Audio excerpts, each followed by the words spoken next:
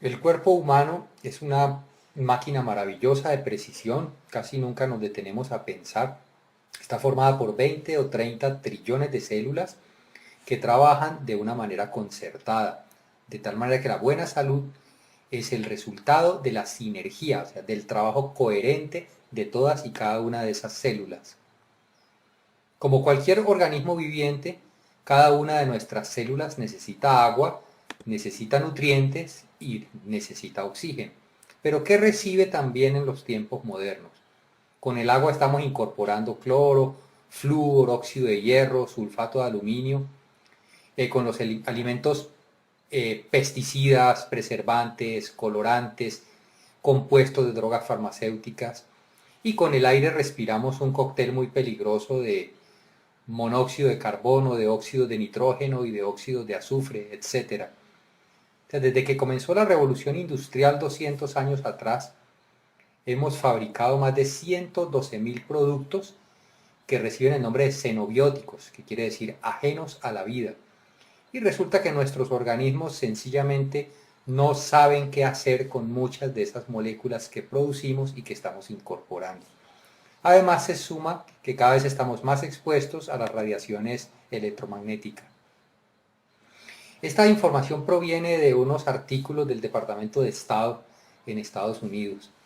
Ellos hablan de más de 70.000 sustancias químicas artificiales en productos que usamos corrientemente y en la aparición e introducción a los mercados de 1.000 sustancias nuevas cada año.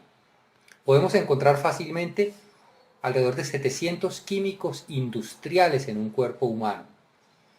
Y en 2.500 exámenes de sangre se encontraron porcentajes muy altos de 148 productos químicos. Y la Escuela de Salud Pública de la Universidad de Columbia estima que el 95% del cáncer es causado por dietas que contienen cantidades excesivas de toxinas. Por un lado, estamos incorporando tóxicos. Es la moraleja de hasta dónde hemos avanzado. ¿Qué ocurre a nivel celular dentro de nosotros? Dentro de cada una de nuestras células hay unos organelos que se llaman mitocondrias. En esas mitocondrias se produce el combustible celular, que se llama adenosíntrifosfato, ATP. ¿A partir de qué? A partir de los metabolitos simples. Los metabolitos simples son simplemente los nutrientes que vienen de toda la digestión de los alimentos. Nosotros consumimos carbohidratos, consumimos proteínas, consumimos aminoácidos. El estómago, los ácidos del estómago y el proceso digestivo convierten, o sea, desmontan todas esas moléculas en moléculas más sencillas, las entregan a cada una de las células y a partir de esos metabolitos simples, como se conocen, las mitocondrias fabrican ATP, que es simplemente la gasolina de las células. El ATP es la principal forma de energía que utilizan las células para realizar su trabajo biológico. Podemos decir de una manera más o menos metafórica que nada al interior de la célula se mueve sin ATP. Es decir, el ATP proporciona la energía para el trabajo biológico útil de cada una de las células.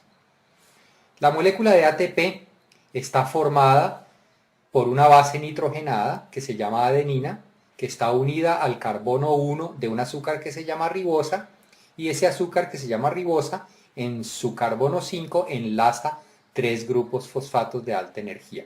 ¿Qué nos interesa retener en nuestra mente en este momento?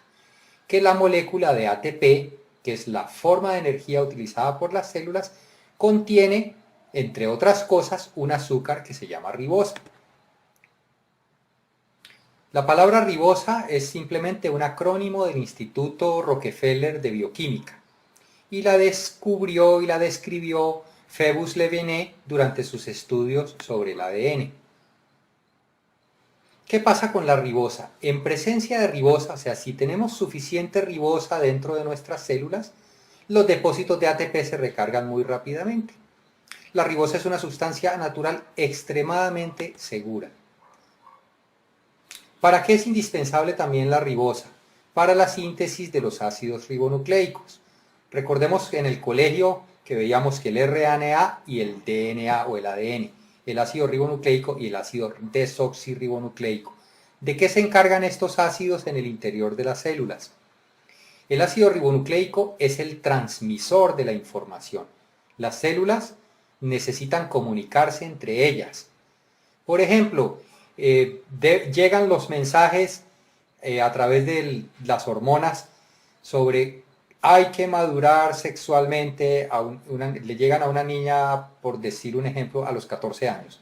Y hay todo un trabajo orquestado que empieza a ocurrir en su organismo para que tenga lugar la maduración de esa joven. Esos mensajeros de información son los ácidos ribonucleicos. Y ahora, toda la información genética, que es donde están guardadas todas las instrucciones de funcionamiento de las células, todo lo que transmitimos a nuestros hijos, están configurados en el ADN. Entonces, la ribosa es fundamental para mantener la integridad de estos ácidos nucleicos.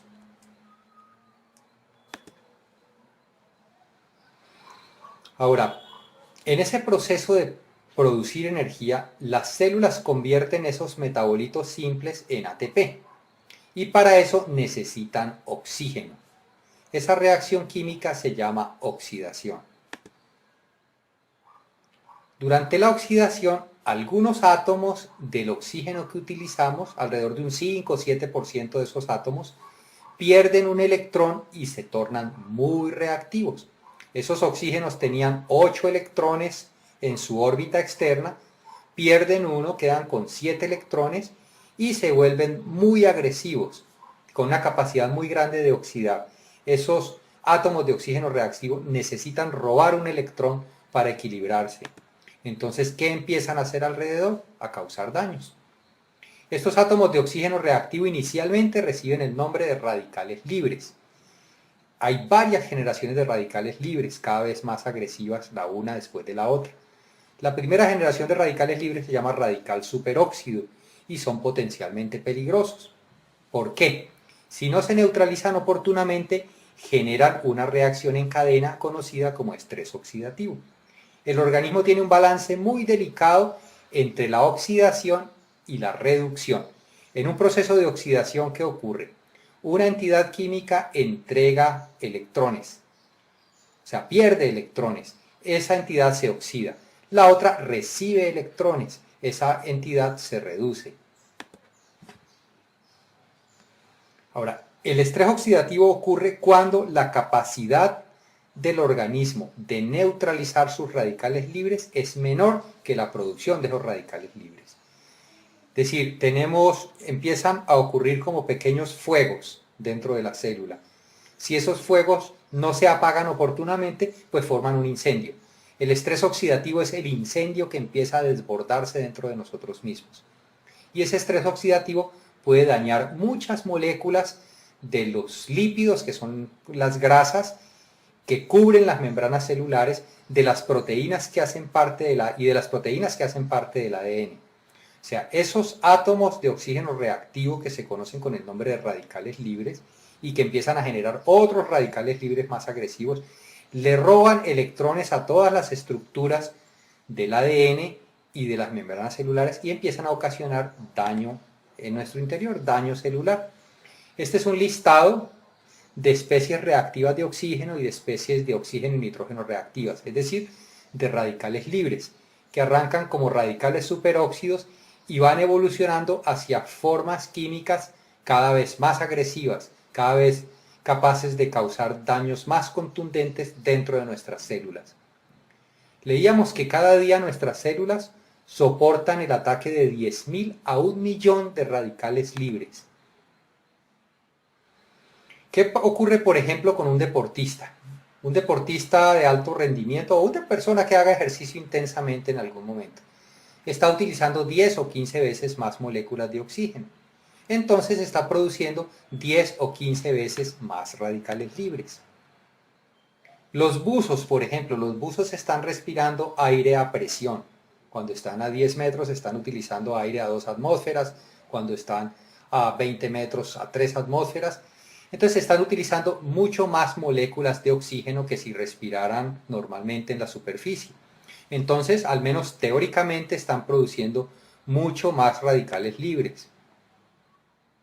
Los montañistas tenemos una presión parcial de oxígeno mucho menor en las alturas, porque la presión atmosférica es menor. Hay un fenómeno fisiológico que ocurre cuando estamos subiendo la montaña. Se llama respuesta hiperventilatoria a la altitud. Es decir, respiramos más veces para tratar de mantener nuestra presión de oxígeno arterial en unos niveles razonables. Entonces empezamos a consumir muchas moléculas de oxígeno y por lo tanto a producir mucho más radicales libres. Entonces, ¿qué ocurre cuando se desborda esa producción de radicales libres? Cuando esa producción de radicales libres desborda la capacidad del organismo de neutralizarlos, entramos en una fase de estrés oxidativo. ¿Y qué es el estrés oxidativo? El estrés oxidativo es el que dispara la inflamación. O sea, estrés oxidativo al final significa inflamación celular. Y muchas enfermedades comienzan como inflamación. Pensemos de dónde viene. Inflamación viene de la palabra latina flama, que significa fuego. La inflamación a nivel celular es como un fuego interior. Si esa inflamación no se neutraliza, no se apaga, sencillamente quema, destruye. ¿Qué ocurre cuando esa inflamación celular empieza a destruir las células y las células se ven obligadas a regenerarse una y otra vez y otra vez y otra vez? Resulta que dentro de las células, en la parte terminal de los cromosomas, existen unas estructuras que se llaman telómeros. Esos telómeros son los relojes que determinan el número de veces que cada célula puede replicarse, o sea, puede regenerarse. Entonces, cuando los radicales libres causan daños al ADN, empiezan a acelerar estos relojes biológicos. O sea, las células en su proceso de regenerarse una y otra vez, aceleran lo que se llama la apoptosis celular, que es una muerte celular programada. Cada célula tiene un programa en el cual le permite replicarse, regenerarse un determinado número de veces, como las 7 vidas del gato, para poner un ejemplo. Esas 7 vidas del gato se pueden consumir de una manera muy acelerada si estamos experimentando estrés oxidativo una y otra vez. O pueden simplemente gastarse de una manera mesurada y en tal caso tenemos un envejecimiento progresivo y no un envejecimiento degenerativo. El estrés oxidativo acelera los procesos degenerativos asociados al envejecimiento. ¿Por qué? Porque empieza a dañar las células, a obligarlas a regenerarse rápidamente una y otra vez y otra vez. ¿Qué daños genera el estrés oxidativo dentro del organismo? Puede promover la formación de tumores porque causa daños al DNA donde está guardada la información genética. Puede activar los ácidos procarcinógenos y puede alterar todos los sistemas antioxidantes del organismo, los que utilizan la vitamina C, los que utilizan la vitamina E. Hay ciertas emociones que también pueden desencadenar estrés oxidativo. Todos hemos experimentado cómo nos desgasta una angustia, cómo una rabia nos deja incluso con el sistema inmune bajito. Nos enfermamos fácilmente después de experimentar estrés, después de experimentar angustia. Pero, digamos, hasta ahora hemos tenido un panorama de cómo nos intoxicamos desde afuera y cómo también nosotros mismos producimos una forma de contaminación interior que se llama radicales libres. La naturaleza es muy sabia y ella balancea las cosas. O sea, para neutralizar los radicales libres, que son subproducto de nuestra producción de energía, y para desintoxicar las células, el organismo fabrica un antioxidante llamado glutatión. Le hemos puesto un antioxidante multipropósito porque cumple muchas tareas. El glutatión fue descubierto en 1888 por un científico francés, de Raifaide. Sin embargo, nosotros no habíamos oído hablar de glutatión. Más adelante vamos a ver por qué, si es tan importante, no sabíamos nada de glutatión, más allá de las comunidades de científicos. El glutatión está formado por 3 aminoácidos: glicina, glutamina y cisteína. O sea, el glutatión se produce dentro de cada una de nuestras células. De esos 3 aminoácidos, glicina, glutamina y cisteína, la cisteína es escasa y es rara en los alimentos. ¿Qué hace el glutatión? El glutatión tiene la habilidad de entregar un electrón de hidrógeno y neutralizar muchas formas de radicales libres, sin convertirse él a su vez en un radical libre. Recuerden que hablábamos de esos oxígenos reactivos que han perdido un electrón y necesitan recuperarlo. La molécula de glutatión le entrega un electrón de hidrógeno y equilibra nuevamente esos oxígenos reactivos o esas otras formas de radicales libres. Pero a su vez, él no se convierte en un radical libre por perder ese electrón, porque inmediatamente se junta con otra molécula de glutatión, forma disulfuro de glutatión y mediante una reacción química que se llama, por el uso de una enzima que se llama glutatión reductasa, recupera otra vez su forma de glutatión reducido. Hay una medida de inflamación celular que es una ecuación, es la glutatión oxidado contra glutatión reducido. Si es más alto los niveles de glutatión oxidado, el organismo está experimentando un estrés oxidativo bastante intenso. ¿Qué sabemos sobre glutatión? Les contaba que no habíamos oído hablar de glutatión la mayoría de nosotros, pero sí habíamos oído hablar sobre vitamina C, sobre vitamina E. Por eso me sorprendió tanto cuando empecé a consultar la literatura biomédica. Hay una página en internet que se llama PubMed, donde se reseñan todos los artículos que producen los distintos grupos de investigación alrededor del mundo. Resulta que ayer hicimos la última consulta y hay sobre glutatión 102.880 artículos científicos. ¿Qué nos dice esa cifra? Si la comparamos con las cifras de investigación de antioxidantes, estos son datos de ayer, resulta que tenemos 102.309 artículos sobre glutatión.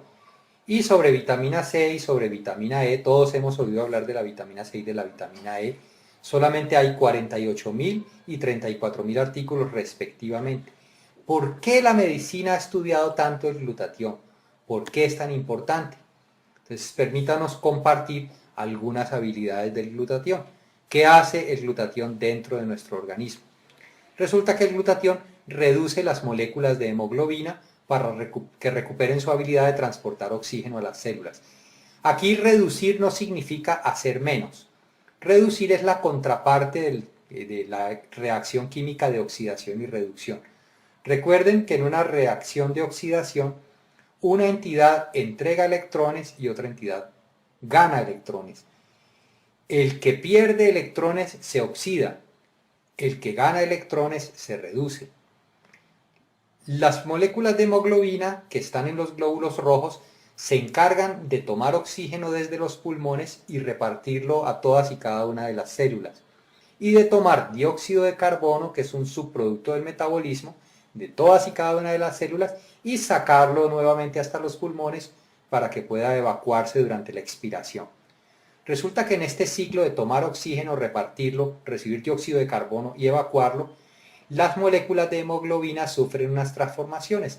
El glutatión es el que se encarga de que estas moléculas vuelvan a estar disponibles para transportar oxígeno en cada ciclo. Es decir, sin glutatión ni siquiera podríamos aprovechar el oxígeno que tomamos durante nuestra respiración. ¿Qué otras cosas hace el glutatión? Es importante para la producción de linfocitos. Los linfocitos, recordemos, son los glóbulos blancos. Podemos producir un glóbulo blanco, dura digamos media hora o 2 horas máximo. Se producen todo el tiempo en el organismo y son nuestra primera línea de defensa contra los virus y contra las enfermedades. El glutatión es fundamental para que los glóbulos blancos, para que los linfocitos puedan cumplir con sus tareas. Y es importante para regular, para mantener óptima nuestras funciones inmunológicas. Una habilidad que nos llamó mucho la atención sobre el glutatión es que ayuda a evitar la oxidación de las grasas y por lo tanto la formación de placas en las arterias. Resulta que cuando las arterias se irritan por estrés oxidativo, empiezan a fijar grasa en las paredes. Empiezan a formar grasas a partir de lipoproteínas de baja densidad como el colesterol y los triglicéridos. Esas placas de grasa empiezan a estrecharlas y a impedir el paso eficiente de la sangre, y son las causas de los accidentes cardiovasculares y cerebrovasculares. La otra cosa que ocurre es que en esas paredes irritadas de las arterias empiezan a formarse ateromas, que son depósitos de grasas oxidadas que en cualquier momento se revientan y producen coágulos. Entonces, ¿qué hace el glutatión? En un organismo con niveles óptimos de glutatión, las grasas no se oxidan y sencillamente los excesos de grasa se evacúan. En un organismo con niveles bajos de glutatión, las grasas se oxidan fácilmente y empieza a ocurrir este fenómeno de formación de ateromas, de obstrucción de arterias. Y si nos ponemos a mirar cuáles son los índices de mortalidad más altos, las causas de muerte más altas en Estados Unidos y también en nuestros países de América Latina, los infartos cardíacos o los accidentes cerebrovasculares están en primera línea. Otra habilidad del glutatión. Al combatir el estrés oxidativo, el glutatión disminuye los procesos inflamatorios. Habíamos visto que los procesos inflamatorios arrancaban como estrés oxidativo. El glutatión mejora el rendimiento deportivo porque disminuye los tiempos de recuperación y permite entrenar de una manera más intensa. El glutatión también combate la formación de ácidos carcinogénicos, retarda la formación de tumores y suaviza los efectos de la quimioterapia y de la radioterapia. El glutatión también ayuda a disolver la mucosidad y disminuye la inflamación de las vías aéreas en enfermedades obstructivas crónicas como el asma o como la bronquitis. El glutatión también ayuda a neutralizar los radicales libres que son producidos por la combustión del tabaco, por el humo del tabaco, y contribuye a desintoxicar fumadores. El glutatión desacelera los procesos de envejecimiento porque simplemente disminuye el estrés oxidativo y de esa manera puede contribuir a mejorar muchos signos y síntomas de algunas enfermedades neurodegenerativas propias de la vejez como Alzheimer, Parkinson y esclerosis múltiple. El glutatión también desintoxica ciertas sobredosis de drogas y una gran variedad de solventes, pesticidas y herbicidas. Nos llamó mucho la atención encontrar, por ejemplo, que el acetaminofén, que es un químico que se utiliza corrientemente para los dolores, sea tan tóxico. Encontramos muchísimos artículos sobre la toxicidad de acetaminofén. El glutatión también tiene la habilidad de quelatar metales pesados. Quelatar es como hacerlos inertes químicamente. Estos metales pesados como el mercurio, el cadmio, el arsénico y el hierro se acumulan en los tejidos. El glutatión los saca, los hace solubles en agua y facilita su excreción. Ahora, con un suministro adecuado de glutatión, los investigadores que desarrollaron maneras eficaces de incrementar los niveles de glutatión encontraron mejor respuesta al estrés oxidativo inducido por el síndrome de inmunodeficiencia adquirida o SIDA. Con niveles elevados de glutatión también se restauran algunas funciones del hígado y se mejora la protección contra las complicaciones de la diabetes. El glutatión tiene la habilidad de contrarrestar los efectos dañinos de los acetaldehídos que son producidos por el metabolismo del alcohol y que son los que causan la mayoría de los daños a largo plazo. El glutatión ayuda a evitar el cansancio y el dolor muscular que son característicos del síndrome de fatiga crónica. El hígado, los pulmones, el corazón y el cristalino son los órganos donde más glutatión se produce, se almacena y se recicla. La buena salud del cristalino depende de tener buenos niveles de glutatión en el organismo. El glutatión también protege contra la inflamación por gastritis, úlceras estomacales, pancreatitis y procesos inflamatorios de los intestinos, incluyendo las colitis ulcerativas y una enfermedad autoinmune que es la enfermedad de Crohn. La buena salud durante el embarazo y el parto y la lactancia requiere también niveles muy altos de glutatión. Una habilidad muy interesante del glutatión es que contribuye a proteger los tejidos del cerebro, previniendo los daños por radicales libres. El glutatión se encarga de reciclar la vitamina E, que es la que tiene la habilidad de reducir la acidez del cerebro. Ahora, el cerebro es el órgano que más recibe el ataque de radicales libres porque es el que más consume oxígeno y por lo tanto el que más radicales libres produce. La mala noticia es que nosotros producimos, nuestro organismo, cada célula nuestra produce niveles óptimos de glutatión hasta que tenemos alrededor de 20 años. A partir de allí empezamos a producir cada vez menos glutatión, más o menos un 10 o 15% menos por década, un 1% menos por cada año. Mientras tanto, los niveles de estrés oxidativo suben.